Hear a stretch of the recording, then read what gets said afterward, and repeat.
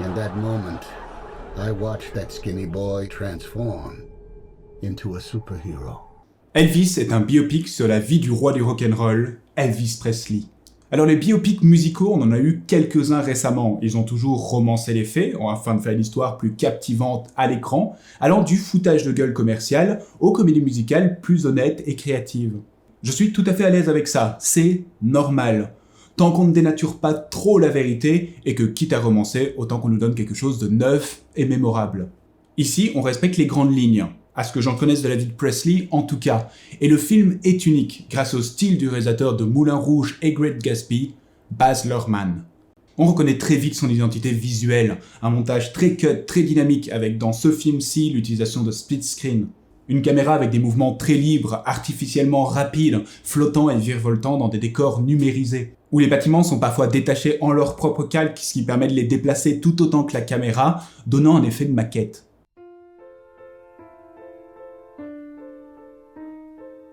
C'est un style très reconnaissable et qui est propre à Baz Luhrmann, et il va même apporter de nouvelles idées à celui-ci. Elvis étant fan de comics, une partie du film se raconte sur des cases de bande dessinée, et comme je l'ai raconté plus tôt, la caméra va se balader librement, de page en page, de case en case, et les personnages en 2D dans ces cases vont se détacher en leur propre calque 3D, afin de pouvoir se déplacer et créer du relief dans l'image, animer les cases de comics. Ce sont des effets visuels très artificiels, très visibles, très kitsch parfois, et ça ne plaira pas à tout le monde. J'avoue que même moi, le style Luhrmann, j'en suis pas toujours très fan. Mais avec Elvis, ça marche sacrément bien. Ça image un style et un ressenti d'ovni que devait avoir le rock'n'roll sur l'époque, et ça offre au film un cachet unique et un dynamisme très efficace sur deux aspects. Un sur le ressenti émotionnel, et sur la modernisation de l'effet Elvis. Par exemple, Elvis était connu pour pas mal bouger pendant ses prestations, principalement les jambes et son bassin. Et afin de moderniser l'effet choc et l'érotisme ressenti à l'époque, Luhrmann va décider de faire des gros plans sur le bassin et l'entrejambe de son acteur. Le deuxième aspect sur lequel le dynamisme joue, c'est la fluidité et le rythme narratif.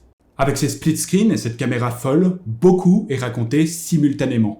Plusieurs scènes, plusieurs conversations seront coupées, entourées par d'autres scènes, d'autres événements, et tout ça avancera constamment ensemble, avec des transitions très bien trouvées, d'une roue de casino à des vinyles, à des cartes postales qui s'animent petit à petit pour devenir le décor de la prochaine scène, etc., etc. Le film ne cesse jamais d'avancer. D'ailleurs, avec un tel rythme, j'avais un peu peur que le film ne se pose jamais afin de traiter des scènes importantes, des événements marquants de la vie du chanteur, et que ça ne laisse tout simplement pas d'impact sur le public. Mais même si les événements en eux-mêmes passent vite, la mort de Luther King, le service militaire, Hollywood, l'impact émotionnel et l'influence que ça a eu sur la carrière de Presley est traité, quitte à mettre un énorme coup de frein sur le rythme du film. Et j'aimerais terminer en saluant un choix que je trouve assez osé. Le film est narré tout du long par l'impresario d'Elvis, Colonel Parker. Et vu l'influence, le contrôle émotionnel et la manipulation dont fait preuve ce personnage, je trouve ça assez osé d'en faire le narrateur du film, quasi le personnage principal. À chaque fois qu'il parle, souvent pour s'attribuer les mérites ou alors assurer sa bienveillance, j'avais vraiment envie de lever mon doigt d'honneur à l'écran. Mais faire de ce gars le narrateur permet aussi de transformer ce biopic en avertissement aux jeunes talents grandissants de se méfier de la manipulation et de l'exploitation que certains voudront exercer sur eux. Si je devais coter ma satisfaction en ayant vu Elvis, elle serait de 17 sur 20. Comme toujours, merci d'avoir regardé cette vidéo. Vous pouvez l'aimer, la partager, vous abonner à ma chaîne et la partager également. Je fais désormais aussi des lives gaming sur Twitch, parfois seul, parfois avec Gabriel, parfois avec des amis. Vous êtes bien sûr le bienvenu pour participer au chat et faire un petit coucou. Prenez soin de vous, on se retrouve la prochaine fois pour une nouvelle critique.